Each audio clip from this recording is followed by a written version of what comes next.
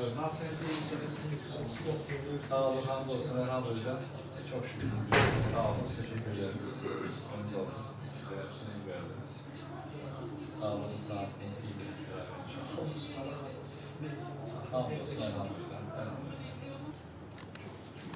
de hassas bir yerde ama toplumda yeniden mesela öteden beri bir imamlık aldığınız var, imamlık tanımamız.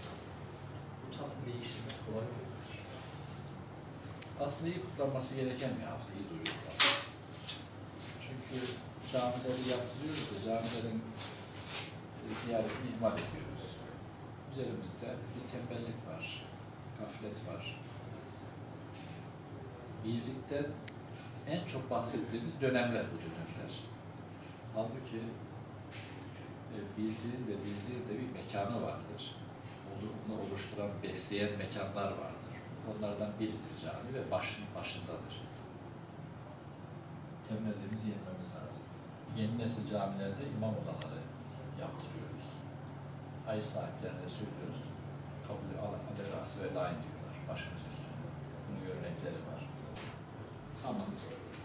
Gelsin gündüz 3 saat, 5 saat orada. Gelen olur, giden olur. Ben şeyden sonra, namazdan sonra Ondan sonra dikkat ettiysek insan Medine'ye gittiği zaman da bakıyoruz hemen mescidin, ilk önce mescide gelmiştir. Yani demek ki bizim toplumumuzun, özellikle Müslümanların cami merkezli çalışması lazım. Aynen. Cami merkezli olması lazım. Gerçekten fiziksel olarak çok güzel camilerimiz var. Yani şahane. Hani şunu siz diyebilirim, bu alana siz diyebilirim ki gerçekten kendi ellerimizden daha mükemmel bir cami ortamı var. Gerek çocuklar için, gerek bayanlar için, gerek diğer erkekler için farklı. Ama biraz önce Mehmet Başkanım da dediği gibi süslenmeyi evet yapı olarak yaptık, çok güzel, yapmaya da devam edeceğiz. Ama bunun yanında da özellikle insan kaynaklı olarak süslememiz lazım.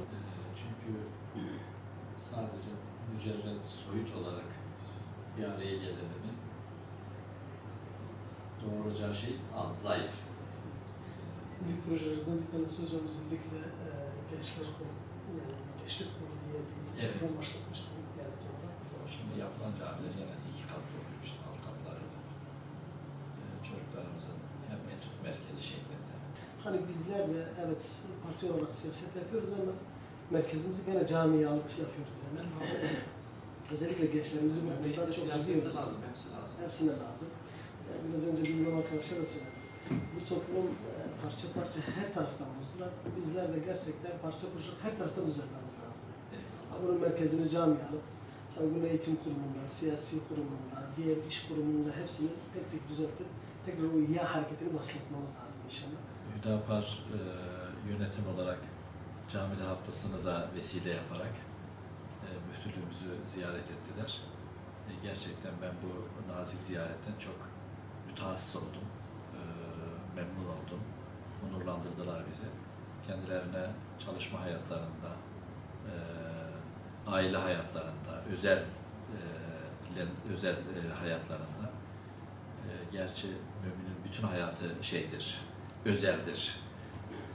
Duruşuyla, bakışıyla, değerlendirmesiyle.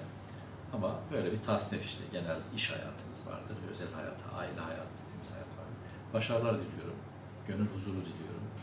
Rabbim birliğimizi, dirliğimizi mekansal olarak camilerden başlamak üzere daim etsin.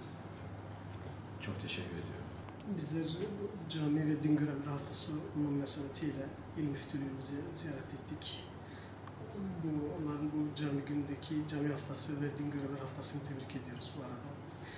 Yani bizlerin özellikle toplum olarak cami etrafında cem olmamız gerektiğini hem toplum açısından hem de müftülüğümüzün yaptığı çalışmalarla beraber gerçekten saygıyla karşılıyoruz. Çok teşekkür ediyoruz.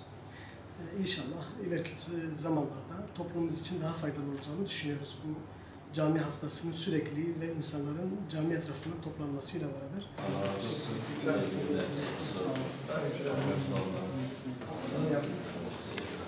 Sağ olun.